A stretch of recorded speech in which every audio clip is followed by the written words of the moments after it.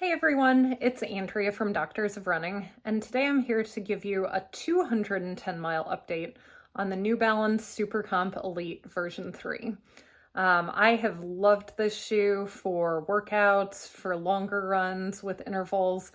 I haven't raced in it, but it's been one of my favorite training shoes over the past several months, and I wanted to tell you some of my thoughts on it now that I've got that many miles on it, how its durability is, and what I think about it for future miles. But first, let's talk about the specs. It's 7.6 ounces for men's size 9, 6.6 ounces for women's size 8. Stack height, 40 millimeters in the heel, 36 in the forefoot for a 4 millimeter drop. I love how this shoe feels and rides. It does feel like a 4 millimeter drop, and I do like lower drop shoes. So if you're like me, midfoot striker, like lower drop shoes, the SC Elite might be a good one for you. I will say this shoe is softer than most of the super shoes that I've tested. And for that reason, it is not a racing option for me. But at the same time, it's a really great workout shoe for me.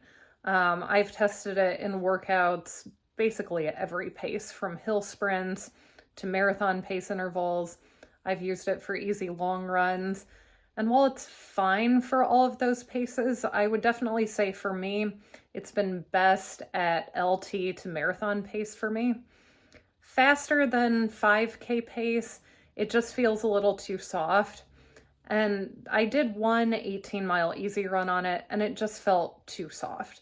Like my perineal muscles on the outside of my ankle and lower leg were a little bit sore afterwards.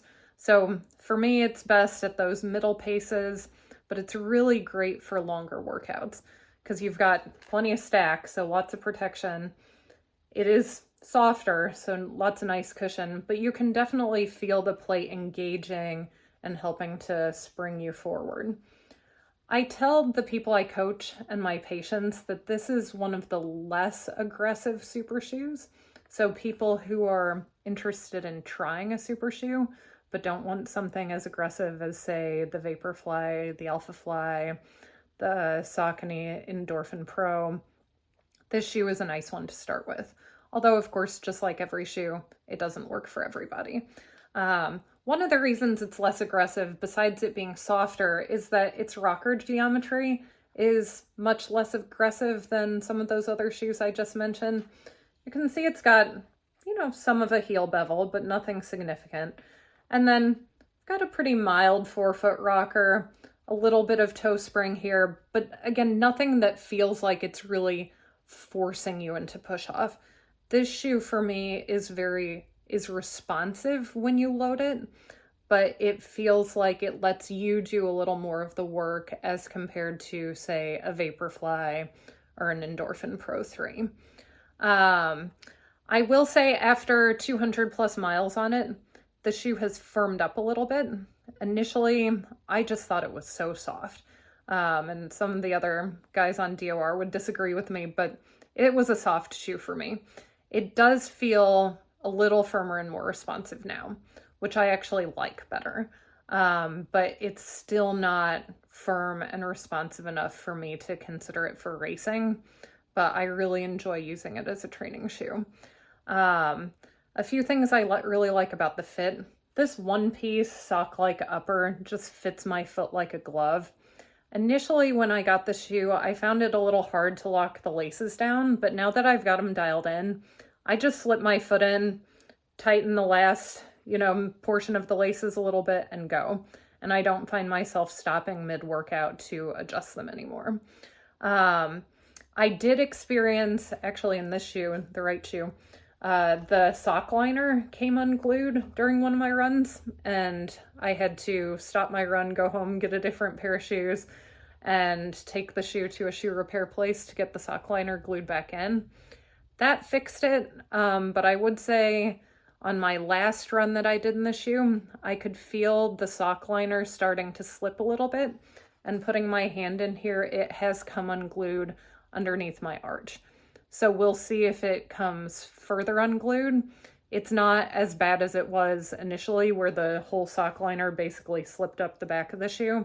But if it comes unglued more, I think it's gonna kind of bunch up under my arch and cause some discomfort. Outsole durability has been pretty good. You can see, there's some wear on the rubber and some wear on the exposed midsole, but nothing really significant.